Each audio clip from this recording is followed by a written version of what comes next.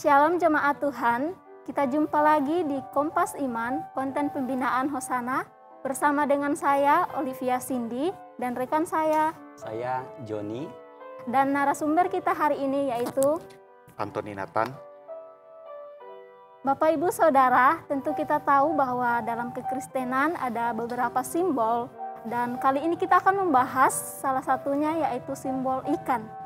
Tentu ini adalah tema yang sangat menarik dan penting untuk kita ketahui apa sih makna yang terkandung dalam simbol ikan tersebut. Oleh karena itu mari kita tanyakan langsung kepada narasumber kita hari ini. Pak, mungkin jemaat Tuhan di rumah yang menonton konten ini sudah penasaran apa sih yang terkandung dalam, apa makna yang terkandung dalam simbol ikan yang dalam kekristenan? Ya, satu pertanyaan yang bagus ya. Mungkin bagi kita yang hidup pada zaman sekarang sebagai orang-orang Kristen, kita lebih mengenal kekristenan itu dengan simbol salib ya. Baik salib yang dilekatkan pada diri pribadi ya, kalung salib, kemudian bros salib dan lain sebagainya dibanding dengan simbol ikan. Nah, simbol ikan ini dikenakan kepada kekristenan itu cukup terkenal sekitar ya, dari mulai akhir abad pertama sampai dengan awal abad yang keempat ya, sampai dengan Kaisar Konstantinus itu menjadi percaya menjadi orang Kristen pada tahun 313, di mana di era tersebut orang Kristen memang dianiaya sejak kemunculan dari Kaisar Domitian pada akhir abad yang pertama tahun 90-an, maka gereja Tuhan dan orang-orang Kristen betul-betul sangat ditindas dan dianiaya. Sehingga kemudian mereka pada waktu hendak berkumpul, bersekutu atau kemudian bertemu dengan sesama orang Kristen, apalagi ketika mereka mengadakan ibadah komunal bersama-sama, mereka memakai sebuah simbol yang tidak diketahui oleh orang yang bukan Kristen. Nah, salah satu simbol yang sangat menonjol adalah simbol ikan. Simbol ikan. Jadi ketika mereka bertemu dengan orang yang misalnya orang yang tidak mereka kenal, mereka kan kemudian tidak begitu langsung mengungkapkan identitas kekristenannya. Jadi ketika kemudian orang itu bertemu dengan orang lain hendak mengetahui orang itu Kristen atau bukan, maka dia biasanya itu menggambar di secarik perkamen atau kemudian papirus gambar ikan. Kalau orang itu mengerti, oh kamu orang Kristen, saya juga percaya Yesus, maka kemudian bisa diketahui orang itu Kristen gitu. Tapi kalau kemudian orang itu tidak tahu, kenapa kamu gambar ikan? Apa kamu lapar, pengen ikan? Nah, berarti orangnya bukan orang Kristen.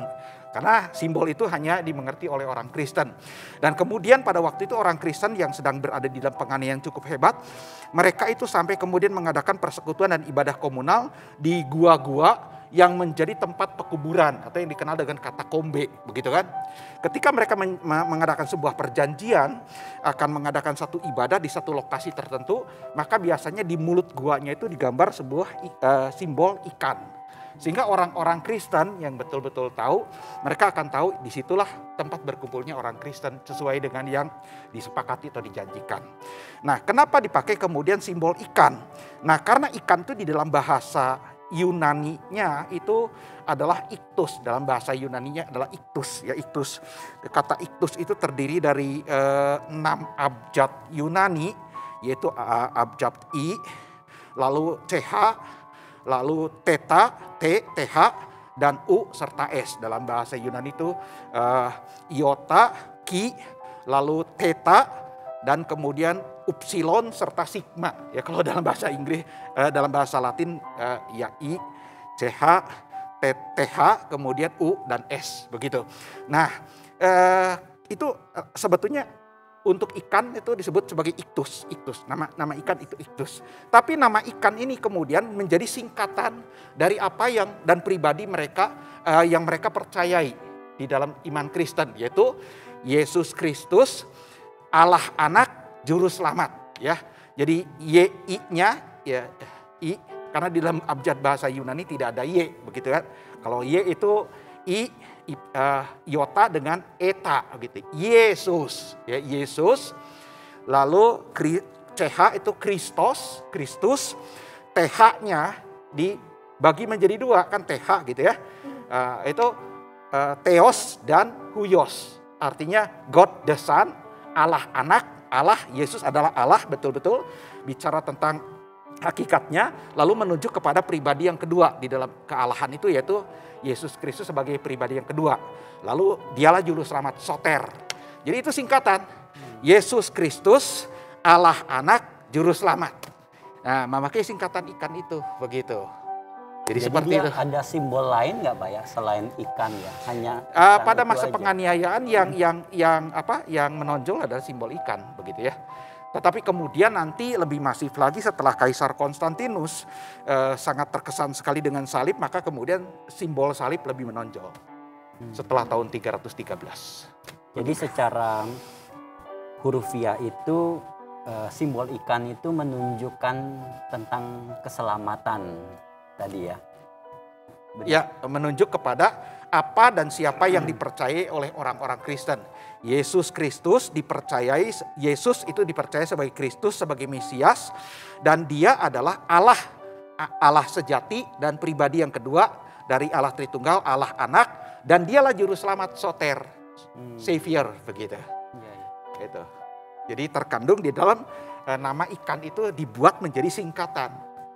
Ya, seperti begitu. Ini ada yang lebih spesifik Pak bertanya terkait dengan mengapa Agustinus dalam bukunya Kota Allah menafsirkan simbol ikan itu sebagai simbol kekuasaan. Nah, ini satu pertanyaan yang baru saya dengar, begitu ya. Saya pernah membaca buku The City of God dari Agustinus. Saya tidak menemukan pengertian seperti itu. Agustinus hanya menggambarkan bahwa memang pemerintahan gereja itu, kalau gereja itu betul-betul gereja yang menjadikan Kristus sebagai Tuhan, itu seperti sebuah kota Allah, begitu.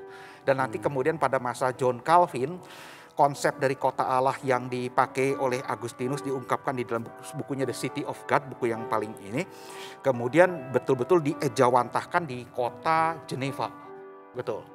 Seperti itu, The City of God. Jadi sebenarnya. Nah, apakah simbol ikan itu menjadi simbol kekuasaan? Saya kurang begitu tahu. Ada kemungkinan ya bisa juga, karena begini, selain simbol salib setelah Kaisar Konstantin menjadikan kekristenan sebagai agama, maka kemudian seluruh kekristenan itu diadopsi menjadi sesuatu yang lebih tinggi daripada agama yang lain, begitu kan? Nah, bisa jadi itu berkaitan dengan kekuasaan, bahwa selain salib kemudian simbol ikan yang juga dikenal sebagai simbolnya orang Kristen itu merujuk kepada kekuasaan. Karena setelah Kaisar Konstantin menjadikan kekristenan sebagai agama negara, pejabat-pejabat diambil dari orang Kristen, maka berbondong-bondong orang dengan berbagai macam motif menjadi orang Kristen untuk tujuan kemakmuran dan menjadi pejabat tinggi negara, begitu. Dan simbol ikan itu ya berarti kan ya simbol ikan dipakai begitu, mungkin seperti itu. Sangat menarik. Iya, saya pikir ya itu terkait dengan simbol ikan ya yang selama ini kita bisa pahami secara khusus mengarah kepada Tuhan Yesus dan memberikan karya keselamatan. Terima kasih Pak Antoni untuk penjelasannya. Saya pikir sampai di sini seri pembinaan iman kita hari ini. Sampai ketemu dalam seri pembinaan iman berikutnya.